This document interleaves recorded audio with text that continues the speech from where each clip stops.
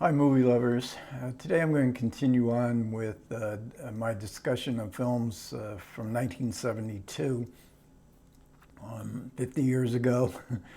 We've only got a couple of special editions so far being announced for 2022 of films, of course, one of them being The Godfather. And I'm doing these in segments, series, and so this one is on black cinema and of 1972, of which there was quite a few movies. And today I'm going to discuss Sounder. And this was a film directed by Martin Ritt. It stars Paul Winfield and Cicely Tyson. And it was quite an honored film in its time. It was both a critical and commercial success. It was nominated for Best Picture, and this was a time when Best Pictures were only five per year. Both Paul Winfield and Cicely Tyson were nominated for Best Actor and Actress, and Lonnie Elder was nominated for an Oscar for Best Adapted Screenplay, and that was the first time any black screenwriter received an Oscar nomination. And in Sounder in 1972, this was the beginning of the heyday of blaxploitation movies, which focused on urban crime and drugs, and Sounder is certainly something totally different from that.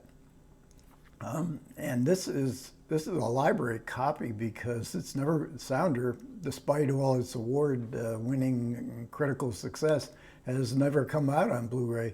And in fact, this DVD is out of print, and I think I checked on Amazon.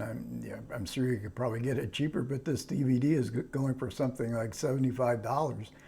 And in my library system, there's 35 libraries in the system. Only one library had Sounder on hand. So it's a rare film and kind of puzzling. I think, I'm not sure who had the rights to this. I know this was released by Koch Vision, it's called. I'm not sure whether they're even in existence anymore, so it must be in some sort of rights limbo, but it certainly is a film you would think Criterion might want to pick up and restore, and because like I say, it's not a blaxploitation movie. Blaxploitation movies have endured in their popularity, but for some reason Sounder has fallen through the cracks.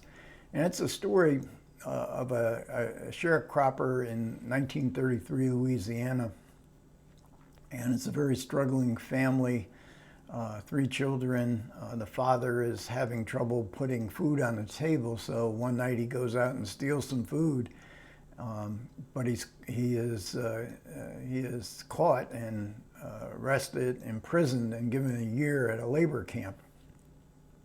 Well, this is filmed in Louisiana, so you get a very strong sense of place. It very much focuses on the family bonds, in particular the bonds between the father and the oldest son. And it also emphasizes the importance of education. The father comes to see that importance as the film progresses because the oldest son is given special permission just to go to school, the white school, but we see him arrive in class and he has to sit in the back row. There's 2 or 3 other black students there, as this is obviously the time of segregation. But later on, he makes an attempt to visit his father in prison, and he comes across a all-black school with a black school teacher who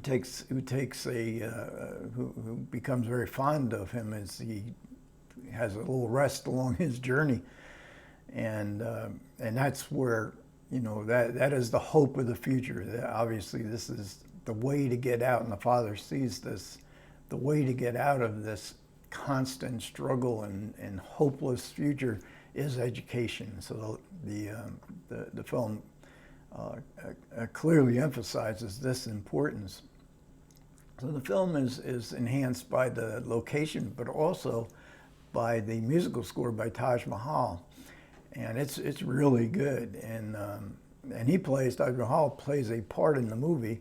Lightning Hopkins sings the title song.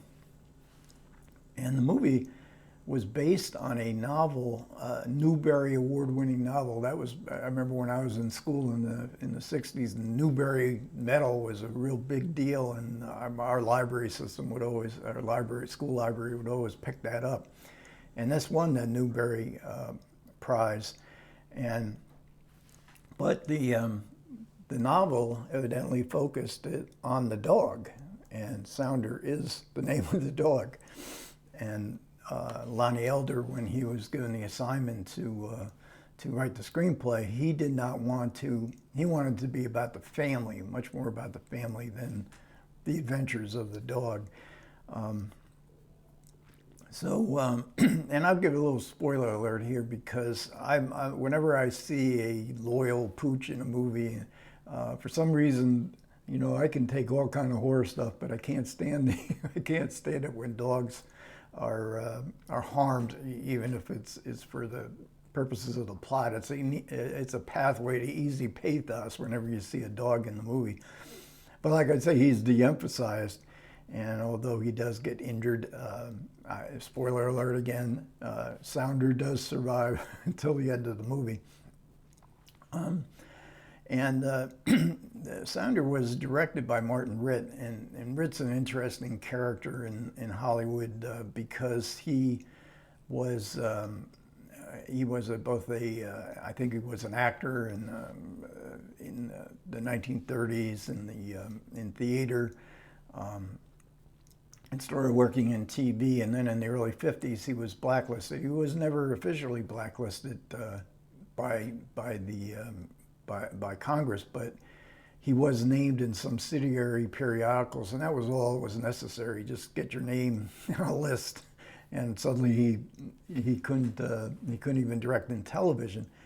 But that, by the end of the 50s, that was easing up, and he was able to start his directing career. And he also always had sort of he very much of a social conscience in many of his films. Earlier, his probably biggest hit up to this point was probably HUD with Paul Newman.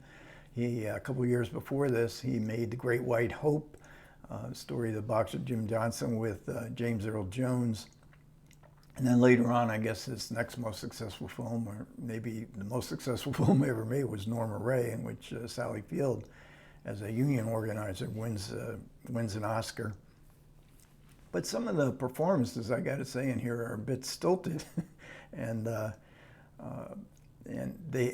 Ritt does use local actors, so like the judge and the minister are played by people that lived in the nearby to where they were filming, so you can kind of appreciate, you can expect that, but the kind of amateurish performances from the other white characters and the kindly white neighbor lady who also takes a shine to the oldest son, and the sheriff, and both of these were played by experienced actors, but they look kind of amateurish in the context of the film. And the sheriff, in fact, was played by James Best, and he is I guess most famous for playing the sheriff in The Dukes of Hazzard. But he's very muted here, and perhaps the idea was to maintain a more or less documentary feel, so that the film has some sort of consistent tone to it. But you know, Paul Winfield and Cicely Tyson are clearly giving terrific performances, and fortunately so. Cicely Tyson in particular, she's really outstanding in this movie, and both of them were as well experienced actors.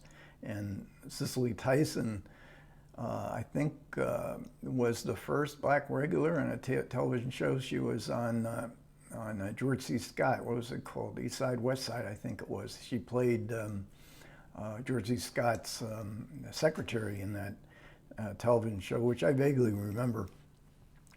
How did the film do in its time? Boy, it did well. Not only the awards, And one of the producers was Mattel. I never knew they produced movies. That's the Mattel, the toy company.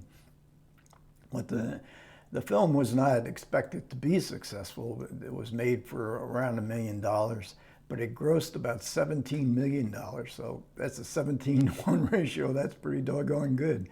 And in fact, it was the 10th highest grossing film of 1972. Why is it not on Blu-ray? This film certainly, if nothing else, this needs to be restored. The DVD was watchable. I'm not sure that this is available. Maybe it's available on streaming. I checked a while ago, and I can't remember whether it is or not. But it's watchable. But there are some nighttime scenes that, and you know, just some of the atmospheric locations, I think, would really be enhanced by Blu-ray. Plus, it's a film that obviously needs a lot more attention. Okay, so thanks a lot for listening to this segment of 1972 Revisited. Comments are welcome, and you guys take care.